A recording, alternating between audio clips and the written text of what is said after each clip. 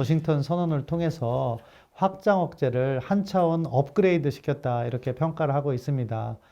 그 선언을 통해서 핵 협의 그룹, 그러니까 누클리어 컨설테이티브 그룹이라는 것에 한미 정상이 합의하고 이것을 통해서 확장 억제의 구체적 이행을 앞으로 해나가는 데 합의를 했기 때문에요.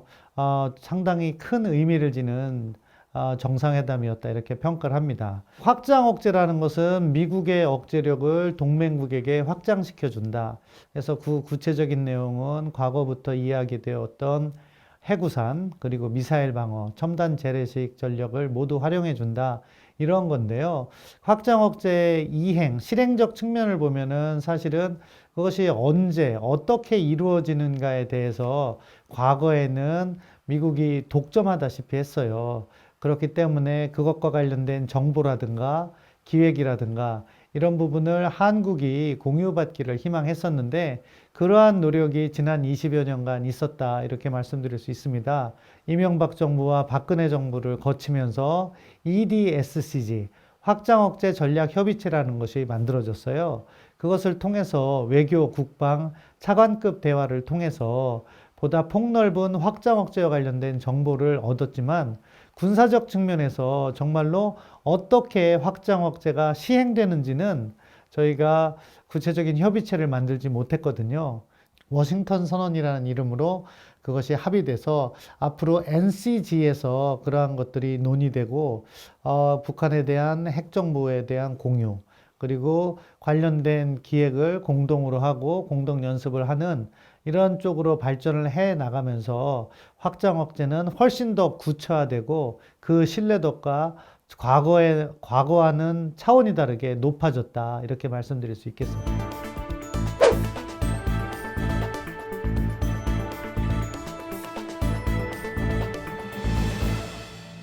북한 입장에서는 결국 자신들의 핵 개발이 한미의 공세적인 태도 때문이다 하는 논리를 만들고 싶은 거죠. 그렇기 때문에 바이든 대통령을 비난한 건데요. 궁극적으로 보면 사실 1990년대에 그 당시 클린턴 행정부가 EASI라는 보고서를 만들면서 주한미군 감축을 갖다가 시도하면서 단계적으로 줄여가는 과정에서 그것을 멈춘 것이 바로 북한의 핵 개발이었던 거예요. 그럼 북한의 논리하고 전혀 배치되죠. 북한이 핵 개발했기 때문에 다시 미군이 관여할 수밖에 없는 환경을 만든 스스로가 북한인데 미국이 북한을 갖다가 공격하기 위해서 핵 개발을 했다 하는 논리는 성립이 되지 않는 건데 그럼에도 불구하고 북한은 계속해서 억지 주장을 하는 것이고 이번에도 한미 정상회담의 내용이 사실은 북한의 핵위협에 대응하는 자의적이고 방어적인 데에서 출발하는데 북한은 마치 그것이 공격적인 것, 마치 북한을 한미가 침략하려는 것으로 과장하고 있다 그렇게 평가합니다.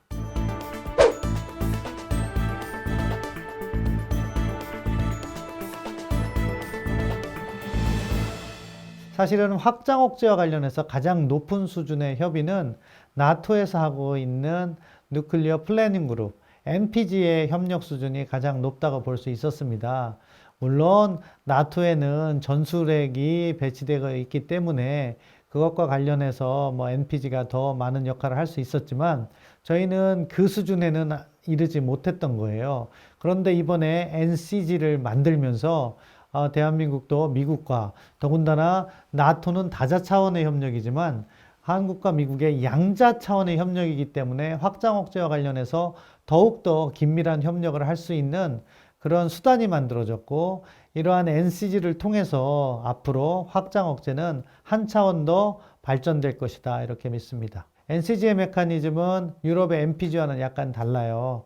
앞서 말씀드린 것처럼 유럽의 NPG 같은 경우에는 차관복급 대화체가 장관 협의체에 보고를 하는 시스템인데 한국에는 장관급에서 SCM이 있거든요. NCG는 차관복급 회의로 연간 4차례 정도 개최를 하고 거기에서 장관에게 보고를 하는 SCM을 통해서 그런 메커니즘을 갖출 건데요. 여기에 또 하나 특별한 내용이 추가되어 있습니다. 그것은 뭐냐? 양국 군 통수권자에게 직접 보고한다. 그러니까 그러한 NCG의 내용이 대통령까지 그때그때 보고되도록 합의함으로써 그 NCG 운용의 효과를 더욱 극대화시킬 수 있었죠.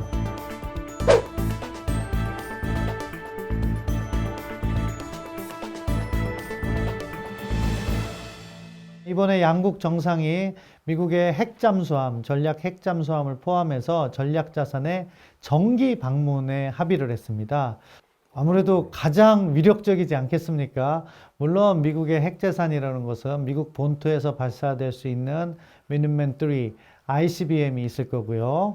그리고 전략 폭격기에 탑재해서 폭격을 하는 걸 수도 있고, 또한 전략 잠수함의 핵미사일 트라이던트를 통해서 이렇게 전략적 핵무기를 사용하는 그런 여러 가지 방안이 있습니다. 그렇지만 전략 잠수함을 통한 핵미사일과 같은 경우에는 한반도에 전개되는 건 여부 역시 밝히지 않고 모호성을 유지해 왔던 거거든요. 그렇기 때문에 이번에 NCG를 만들고 미국 전략자산의 정기 배치를 갖다가 합의함으로 해서 한미 간에 할 수 있는 확장 억제는 최고 수준으로 발전했다, 이렇게 말씀드릴 수 있겠습니다.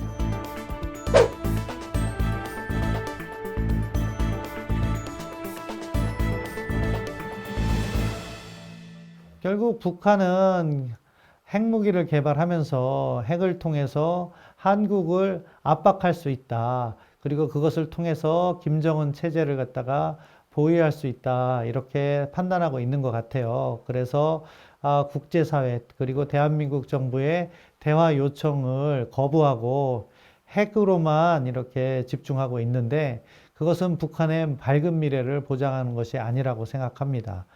우리 대한민국 정부와 대화에 조건 없이 복귀를 해서, 사실 남북 간에는 풀어가야 될 문제가 많거든요.